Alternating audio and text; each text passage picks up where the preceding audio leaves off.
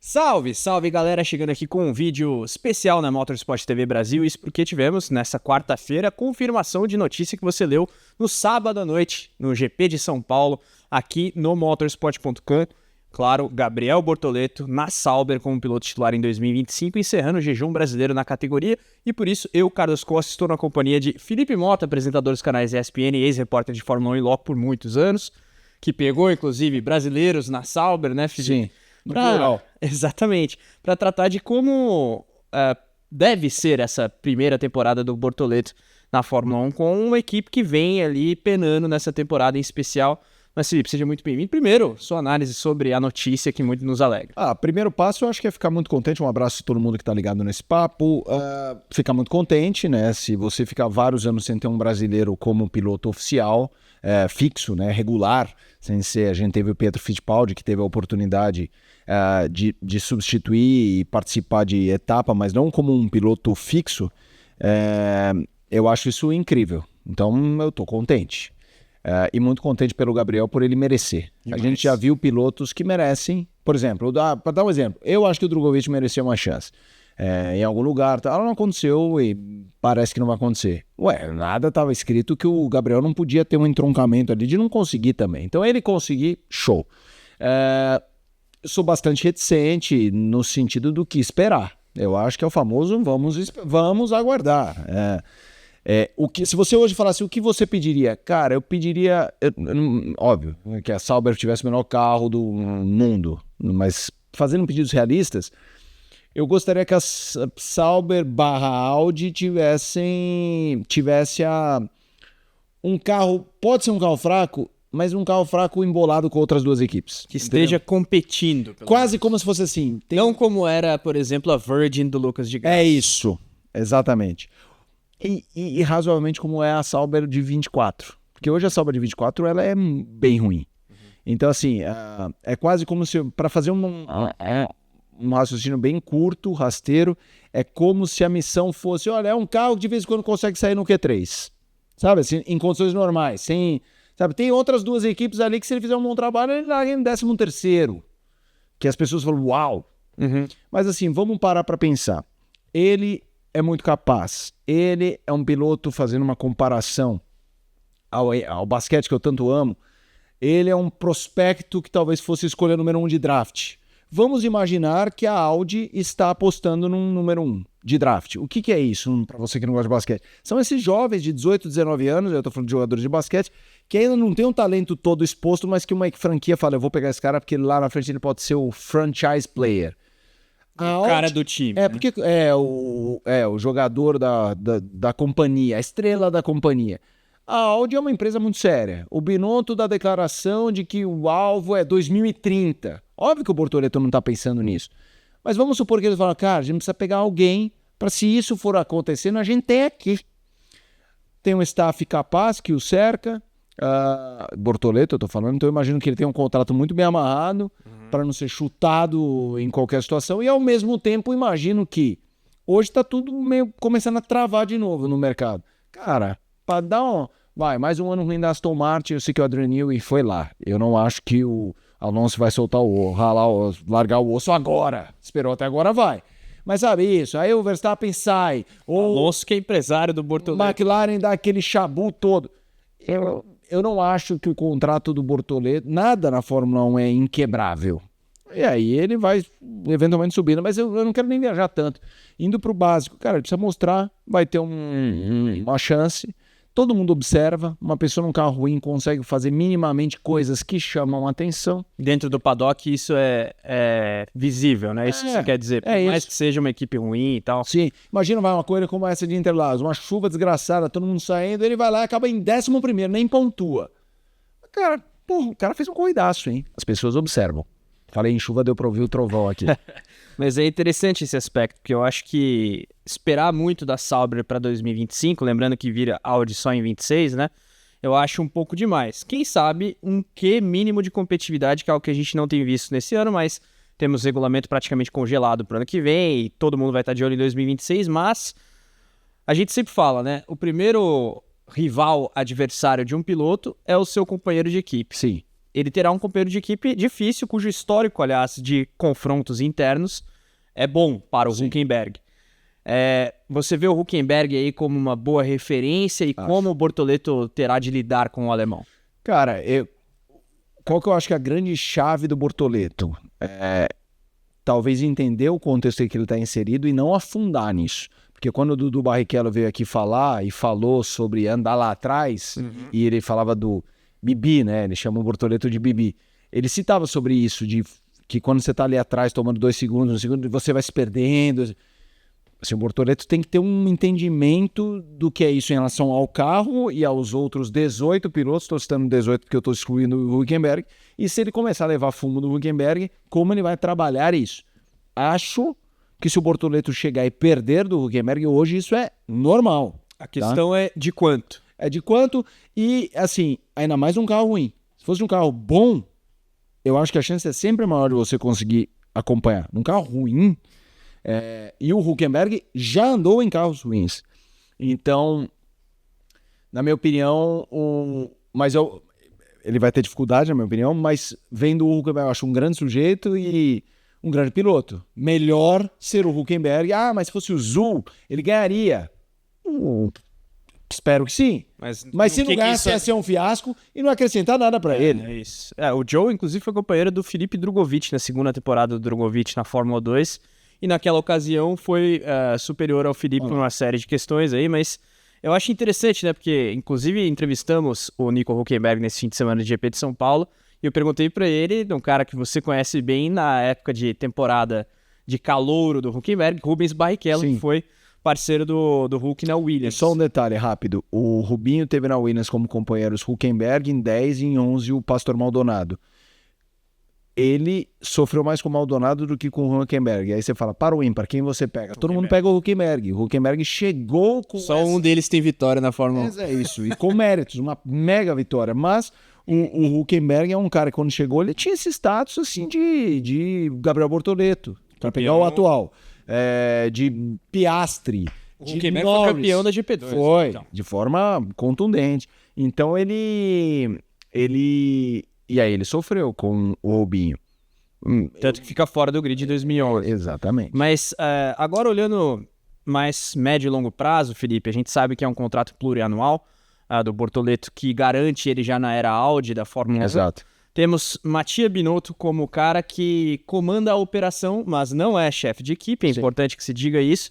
E em meio a esse processo de recrutamento do Gernot Toner, que é ali o chefão de fato, o Binotto é o CEO, digamos assim, o Jonathan Whitley, diretor esportivo da Red Bull, foi contratado para ser o chefe de equipe a partir do próximo ano, além de outras contratações pontuais como Iñaki Rueda, que será o diretor esportivo vindo da Ferrari. A Audi está se movimentando. Você vê pelo histórico da marca no automobilismo como um todo, um projeto sólido que permitirá ao Bortoleto mostrar as capacidades dele? Não estou perguntando se ele vai ser campeão, se ele vai vencer corridas, mas em 27, em 28, eventualmente, ele já pode, talvez, mostrar do que ele é capaz. É difícil, né, cara? Assim, porque assim, você olha as movimentações do tabuleiro, cara, você vê movimentos que te permitem imaginar, olha, são sérios.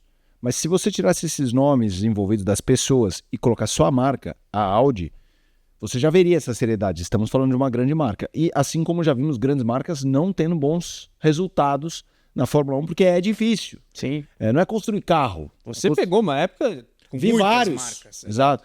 E teve equipe que foi bem sucedida. Por exemplo, BMW. A BMW Sauber, para citar. Ela não dá para falar que foi mal sucedida, ganhou corrida. O Kubica em 2008 chega ali no momento, tá disputando um campeonato na luta. Mas o projeto BMW é rotulado como fracassado porque a missão era ganhar, não corrida, ser campeã. E não foi. Então eu acho os movimentos bons, os nomes apresentados competentes. Agora, olhando para o que eu converso, porque hoje em dia, mais distante do paddock, eu tenho ali um comitê de consulta para ouvir pessoas. E as pessoas são bem receosas quanto à evolução da Audi, da Sauber / Audi. Eles imaginam o crescimento, mas ninguém imagina em curto prazo. Ninguém imagina 25, ninguém imagina em 26, e a própria Audi bate na tecla de 2030. E me parecem prazos absolutamente ponderados, realistas. Mas repito, eu não acho que o Bortoleto precisa de 2030 um supercarro. Em 2026, 2027 um supercarro. Mas precisa ser honesto. O que eu acho que o público brasileiro tem que torcer é para ser competitivo, para mostrar coisas como o Hülkenberg esse ano mostrou na Haas, como o Lawson chega na Racing Bulls, na EB, exato, na EB, e vai bem. Como o Colapinto chega na Williams e tem mas nossa, o Colapinto tá indo muito bem. Não, gente, a gente é referência do Sargent. O Albon sempre andava nesse alcance. E aí o Colapinto vai lá e pega o que o carro permite e faz, porque o outro não fazia. É isso que ele precisa. Um carro que permita eu acho que esses brilharecos. Se ele tiver a Sauber do Nasser no primeiro ano, é até muito mais do que poderia esperar, mas é esse tipo de coisa. Assim, o GP do Brasil. O rabo pontuar, mas assim, o que eu rezo é não ser os carros 19 e 20 do grid em qualquer corrida, em qualquer condição. Isso é ruim, muito ruim. O problema é que tem sido o caso em 24. Sim, exatamente. E aí? E eu acho que tem uma grande chance de ser. Em 25, sim. Mas 26 também, você acha? Não acho. Mas também acho que tá tão longe que qualquer coisa que eu ache não importa. Mas eu não acho. Eu não acho que o cenário é de imaginar última fila por 2, 3 anos. Não, pelo amor de Deus. Mas eu acho que 25 vai ser. E olhando pro Gabriel, eu acho interessante analisar o retrospecto recente dele, né? E a carreira como um todo, mas puxando por Fórmula 3 e Fórmula 2, campeão no primeiro ano de Fórmula 3, não era visto como favorito ao título quando chegou, até porque na Fórmula Regional Europeia ele teve algumas dificuldades, por questões de equipe e tudo mais, teve ali os seus bons desempenhos na Fórmula 4, mas o que me impressionou positivamente, não sei como é que você viu isso, Felipe, e quero a opinião da galera aqui na área de comentários também, mas a transição dele para a Fórmula 3 para a Fórmula 2 com dificuldades e a maneira com a qual ele supera isso. Porque se você se lembra, ele faz a pole da primeira etapa do Campeonato da Fórmula 2 e depois tem uma série de corridas com incidentes, abandonos, e ele simplesmente parece que não se abateu de forma alguma. Sim. Uma era de Fórmula 2 que se inicia agora com um carro novo nesse ano e que ele plenamente se adaptou e tem uma maturidade, me parece, muito grande. Vocês entrevistaram ele aqui nos estúdios da Motorsport Network recentemente. Como é que você vê o Bortoleto nesse contexto? Ele, pessoa / piloto. Não, eu acho o Bortoleto anormal. Assim, só que assim, é um anormal que nesse ambiente é normal. Para o público não falar do que esse cara tá falando.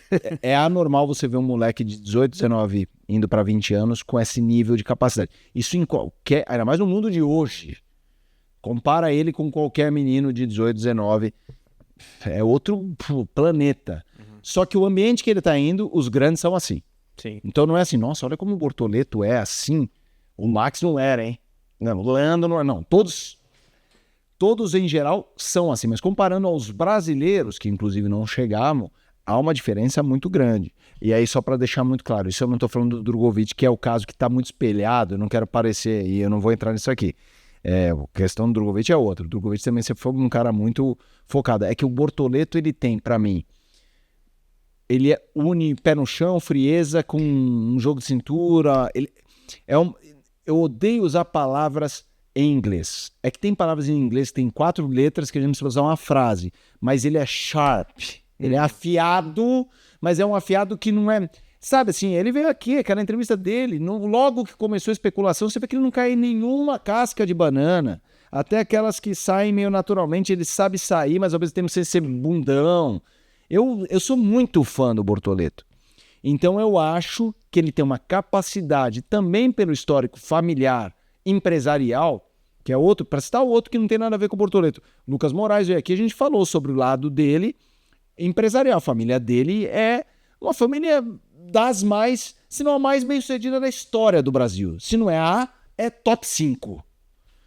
Isso tem 2 caminhos. A pessoa virar um bom vivan e curtir a vida, ou a pessoa ter ali uma injeção de valores, e aí não só valores do ponto de vista de caráter, porque eu também não tô falando isso nem do Bortoleto nem do Lucas Moraes, mas o cara pode ser um canalha, eu não tô falando sobre isso, mas de valores, de construção, de saber que eu acho que isso pode ajudar a fazer a diferença no caso do Bortoleto, não só em relação a ele, mas em relação a quem o cerca, porque isso é muito importante. Se a coisa começa difícil... Quem o cerca, você diz cartolas, chefes... O staff lá do Alonso, lá, o time lá da agência, mas o pai dele, o Lincoln, o irmão dele, o Enzo, que, para quem não sabe, tocam a Stock Car, e a parte técnica da Stock Car, a Audácia, que está construindo um novo carro, são pessoas muito preparadas. E pessoas que sempre me pareceram, isso eu posso estar enganado, que colocavam o Gabriel num bom caminho, em boas mãos, mas apitavam um pouco. Você não vê...